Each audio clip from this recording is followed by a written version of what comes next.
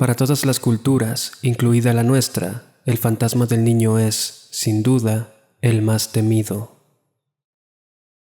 Te doy la bienvenida a Viernes de Terror. Yo soy Enrique Treviño. Comencemos. Me disculpo si el audio se oye un poco diferente esta vez. Conseguí un micrófono nuevo y estoy aprendiendo a usarlo. Espero que te encuentres de lo mejor, y si no, ojalá este episodio pueda sacar tu mente un instante de los problemas. Te recuerdo que este podcast está disponible en todas las plataformas, incluyendo Apple, Amazon, Google y Castbox. Tu suscripción a mi canal de YouTube es de gran ayuda para el crecimiento de este proyecto, así como tu follow en mis perfiles de Instagram, TikTok y Facebook. Todos los enlaces que necesitas están en la descripción. La creencia general es que la vida sigue una línea, una especie de camino marcado de manera premeditada. Se nos asigna una senda prácticamente desde que nacemos, y ese es nuestro destino, el rumbo que debemos seguir. Pero ¿qué pasa cuando esta línea se rompe? ¿A dónde se va si el azar, el infortunio o la desgracia interrumpe nuestro camino? Morir antes de tiempo, posiblemente uno de los temores más comunes, y creo que esto se debe precisamente al enigma que representa. Morir antes de tiempo. ¿Pero qué significa antes de tiempo? ¿Es acaso que el destino puede ser burlado? ¿Se puede engañar a la vida de esa forma? Sin importar quién seas ni de dónde vengas, a todos nos une la misma cosa. Vamos a morir. Hagamos o no, vayamos o no, logremos o no, todos hemos de pasar por ese proceso.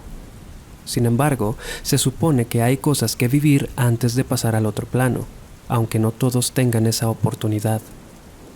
La muerte de un niño se siente como algo antinatural, inhumano, algo que no tendría que pasar, un fallo en la realidad o un glitch en la existencia, un ser que tiene toda la vida por delante, privado de toda experiencia.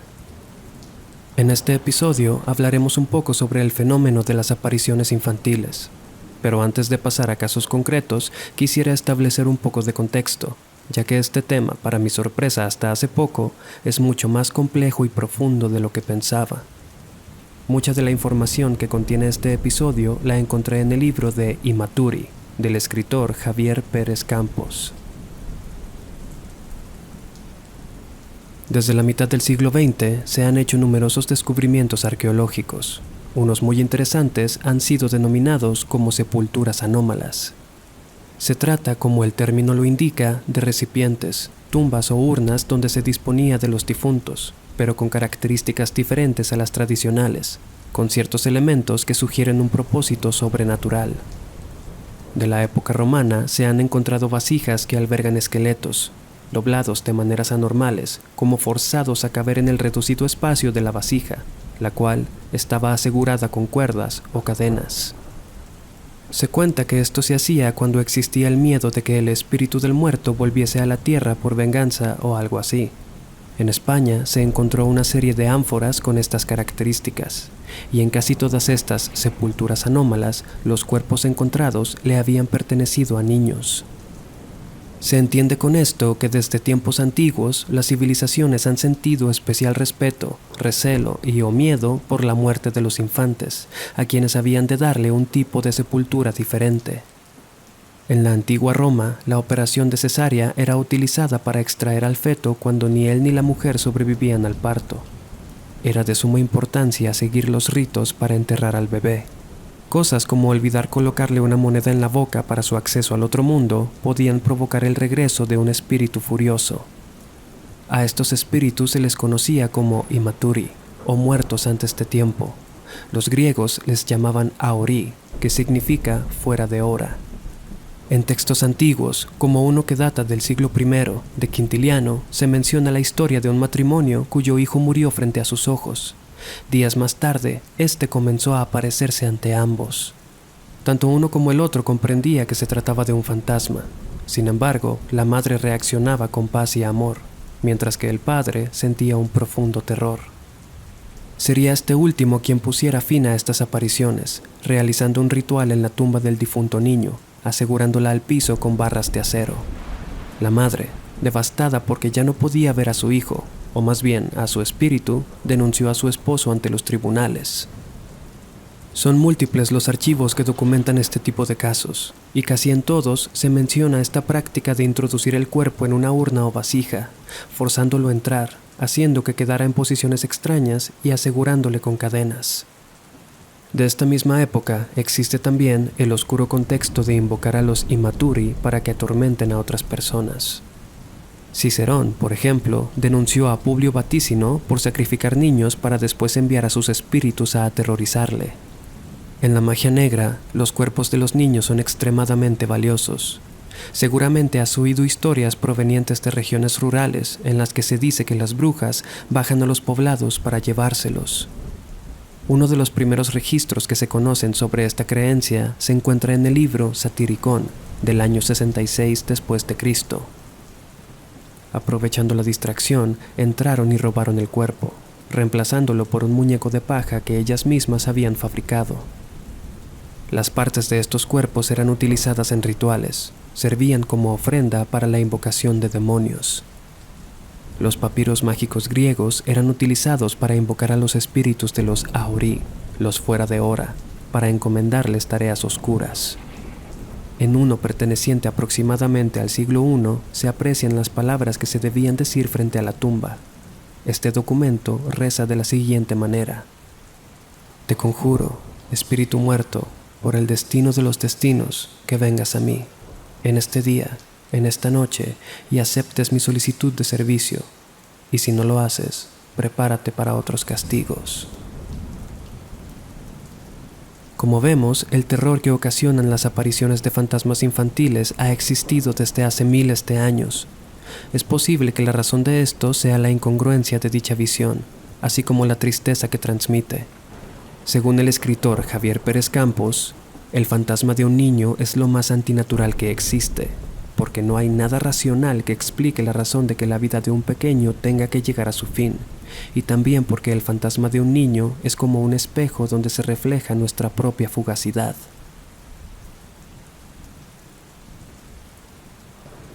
El niño del Hospital General de Durango es una de las historias más populares relacionada a estos casos. Hace años, en lo que hoy es la Escuela de Psicología de la Universidad Juárez, una joven enfermera primeriza realizaba sus labores en el cuarto piso del hospital. Faltando pocos minutos para que anocheciera, algo llamó su atención mientras estaba en uno de los pasillos. Vio a la distancia a un niño, de no más de 7 años, vestido con bata de paciente, jugando con una pelota. No le costó mucho seguirlo hasta poder abordarlo. Le preguntó su nombre y qué estaba haciendo ahí.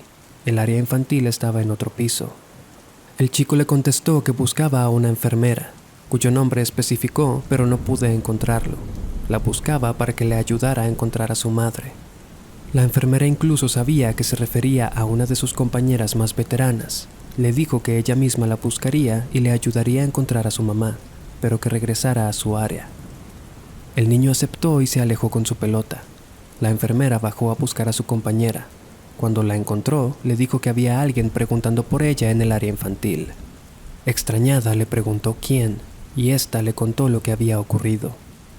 Cuando mencionó el nombre y la apariencia del niño, la mujer abrió los ojos en una expresión de asombro, incredulidad y miedo. Irritada, le reclamó a la enfermera novata por hacerle una broma de tan pésimo gusto. Desconcertada, la joven no supo qué decir, y ante su expresión confusa, la enfermera mayor se dio cuenta de que decía la verdad. Así que se la llevó a la cafetería a tomar algo y le contó una escalofriante y triste historia. Hace muchos años había un pequeño paciente en el hospital, un niño de 7 años con una grave enfermedad, a quien su madre siempre estaba cuidando y supervisando. Su estadía había sido tan larga que ya era conocido por gran parte del personal, a quienes llamaba por su nombre y con quienes convivía casi todos los días.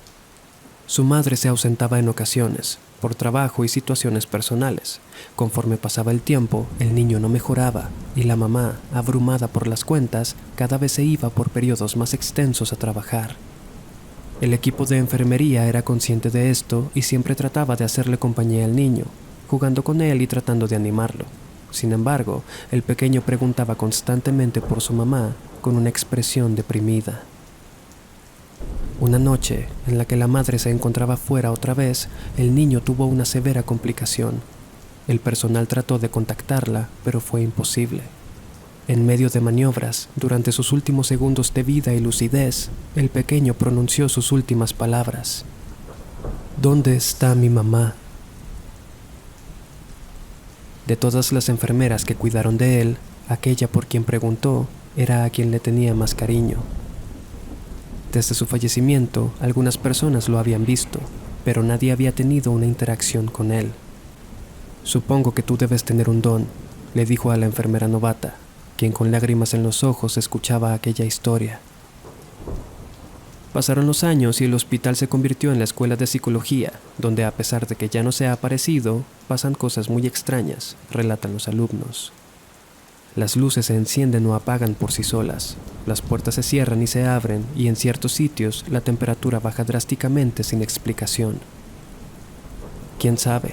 Tal vez el niño esté esperando a alguien con la sensibilidad suficiente para verlo, y que le ayude a encontrar a su madre para por fin poder descansar en paz.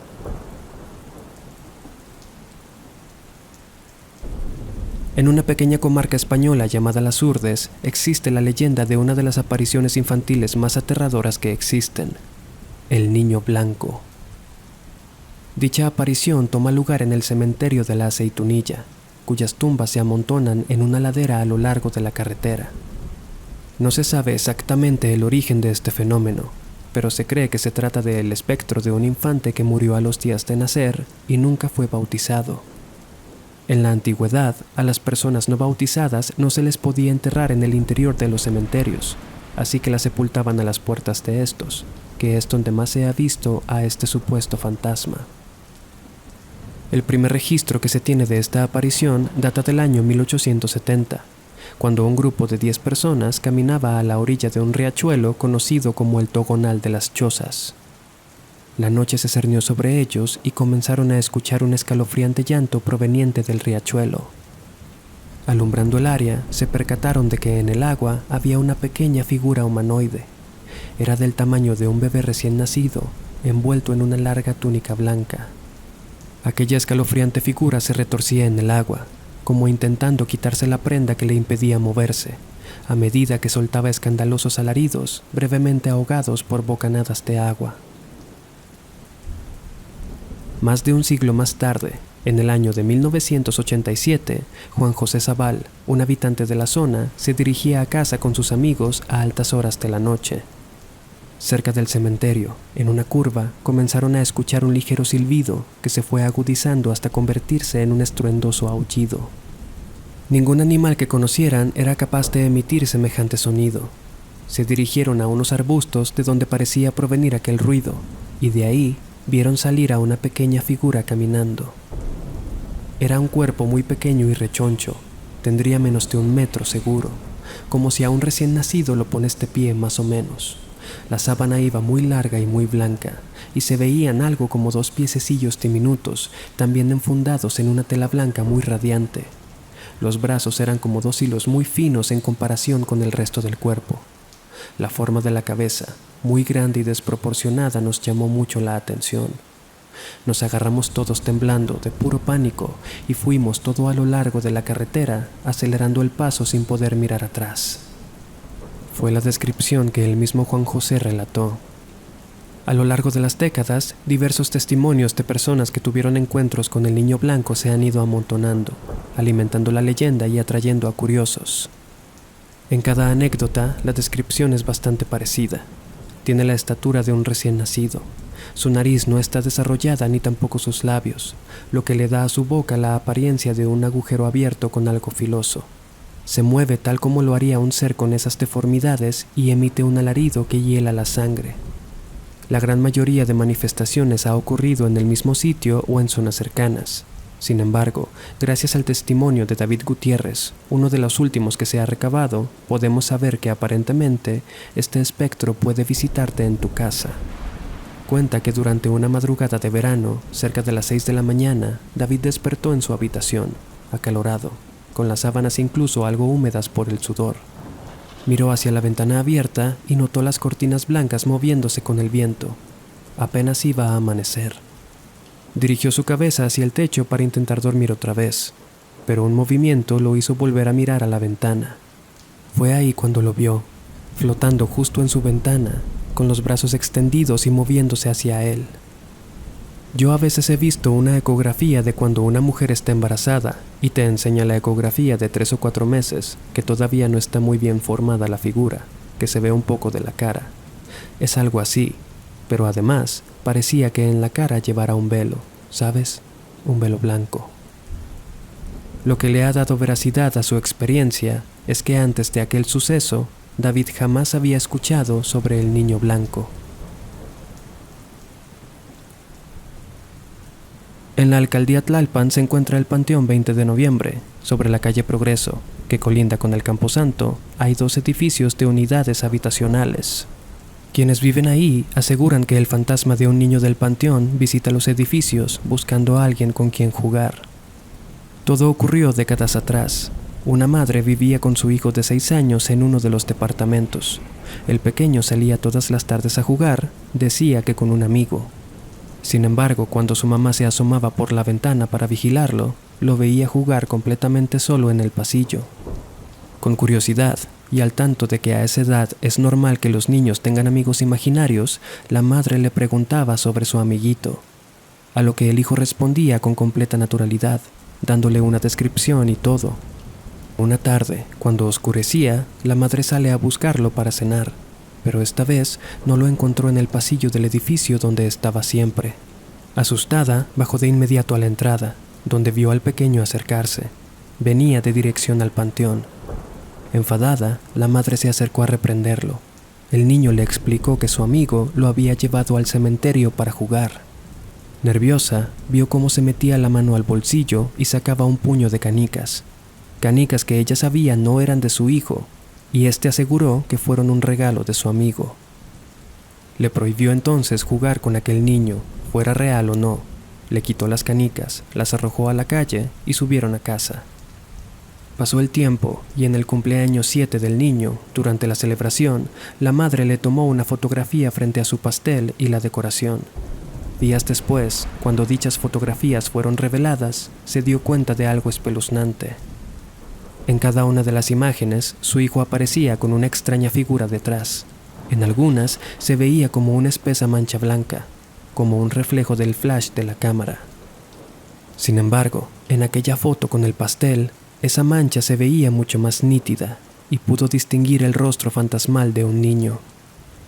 Se puso en contacto con el padre de la iglesia a la que asistía, quien acudió al domicilio para bendecirlo. Con esto, se cuenta, se solucionó el problema.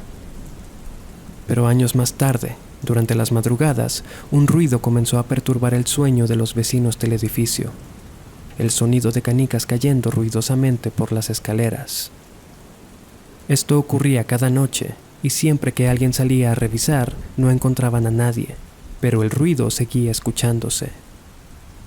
Harto de la situación, un vecino salió una madrugada en la que fue despertado por el incesante rebotar de las canicas, decidido a encontrar al culpable de una vez por todas. Recorrió los pisos del edificio, siguiendo el sonido que parecía venir de todos lados y de ninguno al mismo tiempo.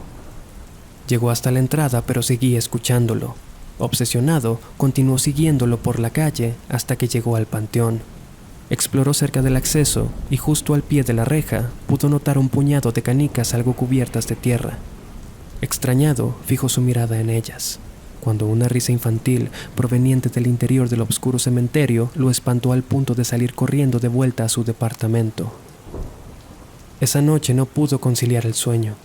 En la mañana fue a despertar a su hijo para llevarlo a la escuela.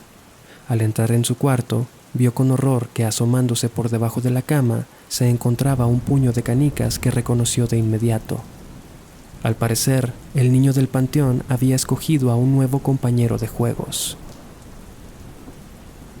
Esta leyenda es bastante conocida por los vecinos del Panteón 20 de Noviembre, quienes dicen que nunca se ha encontrado la tumba de dicho espectro. Nadie sabe realmente quién es, y algunas noches el eco de las canicas sigue retumbando por los fríos y solitarios pasillos. Quienes estudian el fenómeno paranormal sugieren que las apariciones de niños son las más peligrosas. Esto se debe a que los demonios y las entidades malignas prefieren tomar la forma de un infante, ya sea para crear una sensación de confianza o compasión y así engañar más fácilmente a sus víctimas, o bien para causar el mayor sentimiento de desolación y tristeza posible. El dolor de una madre o un padre al perder un hijo, la desgarradora desesperación y el asfixiante sufrimiento que esto provoca, dicen, es algo indescriptible. Es por eso que las energías negativas se alimentan con especial interés de estas experiencias. Yo no tengo hijos y hasta cierto punto me considero escéptico. Aún así, reconozco que estas situaciones son especialmente tristes y escalofriantes. Dejan un sentimiento de amargura muy particular.